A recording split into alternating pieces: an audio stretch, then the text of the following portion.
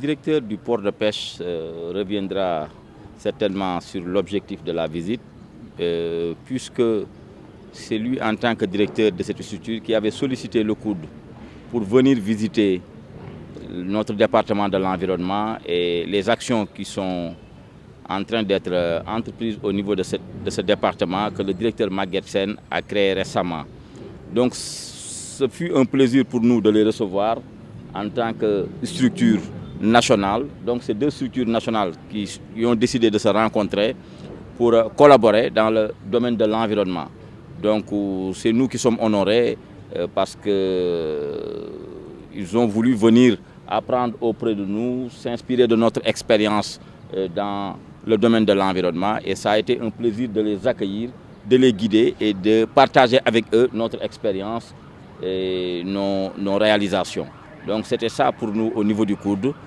Maintenant, je pense que le chef département de l'environnement du COUD pourra revenir en détail sur certains aspects. Oui, il faut dire que la création de ce département de l'environnement est le fruit de la vision du directeur Maguette Sène, qui dès son arrivée a fait de l'environnement son secteur prioritaire, a érigé le service qu'il avait trouvé sur place en département et a demandé à ce qu'on aille s'inspirer d'une expérience qui a réussi quelque part en Afrique, notamment au niveau du Rwanda.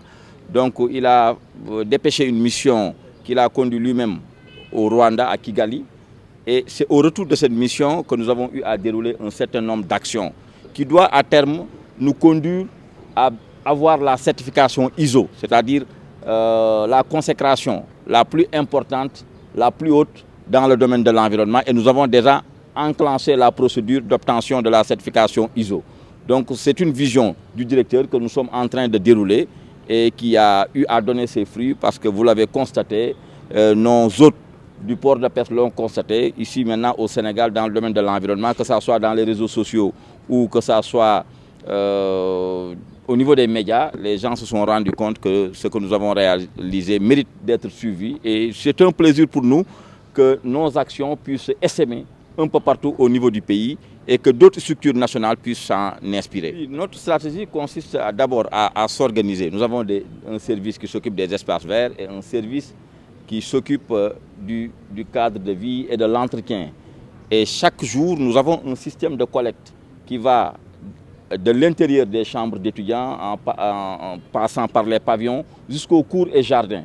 Et nous avons un système de ramassage avec un camion, mais aussi avec un système de ramassage constitué d'un tricycle qui fait la collecte et qui les amène dans un espace normalisé que nous avons visité tout à l'heure. Et tout cela nous permet de collecter en un temps record sans que cela puisse s'entasser beaucoup de tas d'ordures et de faire en sorte que l'espace universitaire, notamment les cours et jardins, puisse avoir un visage reluisant.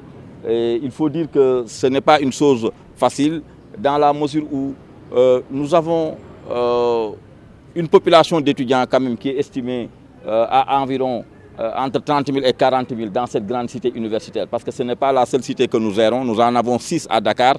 Et partout où vous allez, nous avons les mêmes standards, le même niveau d'intervention et d'action pour permettre à nos étudiants d'être dans un cadre de vie convivial.